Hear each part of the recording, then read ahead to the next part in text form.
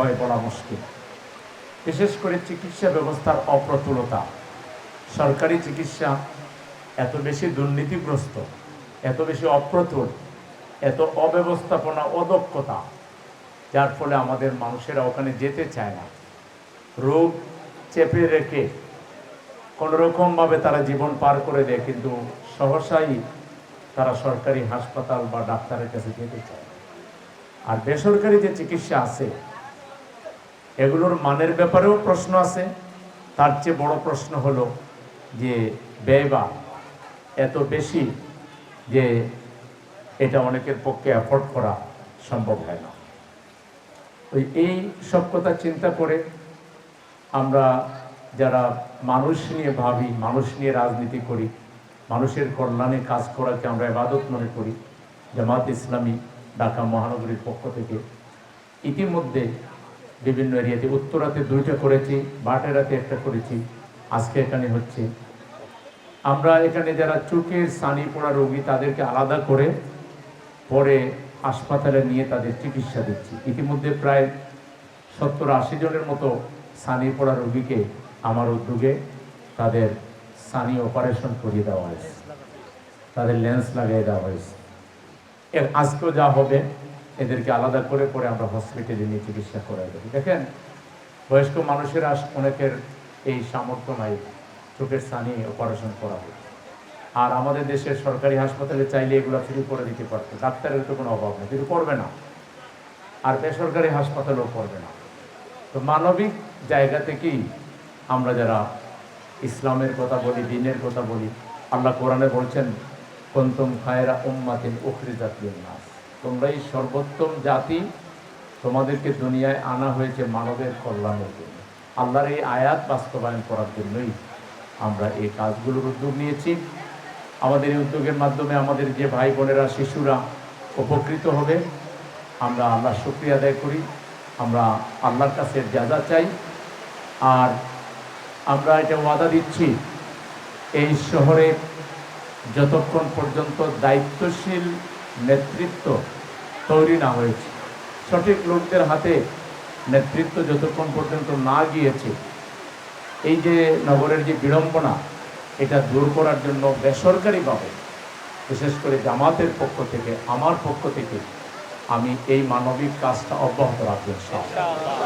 আমি নগরবাসীর দোয়া চাই, সহযোগিতা চাই। ভালো কাজে আমরা সহযোগিতা করেও এর সওয়াবের অংশ আমরা নিতে পারি। আল্লাহ কোরআনে বলেছেন তাআওয়ানু আলাল বিররি ওয়াত তাকওয়া ওয়ালা তাআওয়ানু আলাল ইসমি ওয়াল উদওয়ান। ভালো কাজে, নেকির কাজে একে অন্যকে সহযোগিতা করো, মন্দ কাজে করো না। আমাদের এই কাজটা যদি ভালো কাজ হয়, আমরা নগরবাসীর দোয়া চাই, সহযোগিতা চাই। আর আজকে যারা কষ্ট করে এসেছেন তাদেরকে আমার পক্ষ থেকে কৃতজ্ঞতা। আয়োজক যারা, বিশেষ করে এই অঞ্চলের দায়িত্বশীল ভাইরা, আতাউর রহমান সরকার সহ, জিল্লু ভাই সহ, যারা এখানে ভূমিকা রেখেছেন, নোমানা আহমেদি সহ, সবাইকে আমার পক্ষ থেকে কৃতজ্ঞতা জানাচ্ছি। সাংবাদিক বন্ধুরা, বৃষ্টি বাদলকে উপেক্ষা করে সকালেও অনেক সাংবাদিক ভাই এসেছিলেন। আমি সময় মতো আসতে পারিনি, আমার আলাদা আর একটা প্রোগ্রাম থাকার কারণে। আমাদের এই আসনের মাননীয় এমপি মহোদয় জনাব সাইফুল আলম খান মিলন, তিনি সকালে এসে উদ্বোধন করে গিয়েছেন। এবং আমাদের এইসব আয়োজনের পিছনে আমাদের এই মুরব্বীদের সাহায্য, সহযোগিতা, পরামর্শ, দোয়া আছে। আমরা এই আসনের লোকদেরকে ধন্যবাদ জানাই যে আপনারা সাইফুল আলম খান মিলনের মতো একজন প্রবীণ বর্ষিয়ান রাজনীতিবিদকে নির্বাচিত করেছেন। তিনি আজকে এই জনগণের কল্যাণে রাস্তাঘাট সব বিভিন্ন অসুবিধাগুলো দূর করার ক্ষেত্রে তিনি যে অনন্য ভূমিকা রাখছেন, ইনশাআল্লাহ তার এই ভূমিকার পাশাপাশি স্থানীয় যে নির্বাচন সামনে, কাউন্সিলর, মেয়র আছে, এগুলোতেও যদি আপনারা সঠিক নেতৃত্ব নির্বাচন করেন, তাহলে এমপি, কাউন্সিলর, মেয়র সব মিলে আমরা এমন একটা উদ্যোগ নিব যেখানে দুর্নীতির লেশ মাত্র থাকবে না, ঘুষের কোনো কারবার থাকবে না। আপনারা সেবা ঘুষ ছাড়াই পাবেন এবং ঘরে বসে সেবা পাবেন। আমরা সিটি কর্পোরেশনের প্রশাসনকে পেপারলেস করে দিব, ডিজিটাল বানাই দেব। এবং এই যে হোল্ডিং ট্যাক্স অতিরিক্ত করা হচ্ছে এবং বিভিন্ন ধরনের ট্যাক্সে জনগণকে যে আপনার জুলুম করা হচ্ছে, শোষণ করা হচ্ছে, এই শোষণ আর চলবে না। আমরা ইনশাল্লাহ জনসেবাকে জনগণের দোরগোড়ায় পৌঁছে দিব। চাঁদাবাজি এখানে থাকবে না। চাঁদাবাজ যারা, তাদের সাথে আমরা বসবো, তাদের জন্য বিকল্প বৈধ আয়ের ব্যবস্থা করে দেব।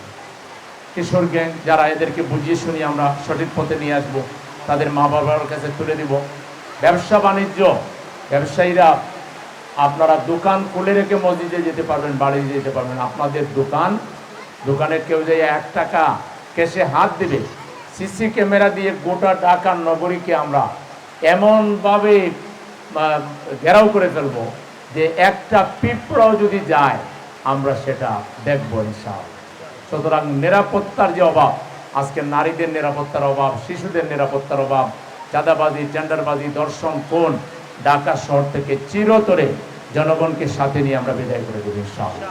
সেরকম একটা শান্তির নগরী, মানবিক নগরী, দায়িত্বশীল নগরী এবং দুর্ভোগ মুক্ত নগরী, দুর্যোগ মুক্ত একটা নাগরিক বান্ধব, একটা পরিবেশ বান্ধব, একটা বাসোপযোগী এই ঢাকা সিটি হিসাবে সিটিকে গড়ে তোলার ক্ষেত্রে নগরবাসী সবাই আমরা একযোগে পরিবর্তনের পক্ষে কাজ করবো ইনশাআল্লাহ।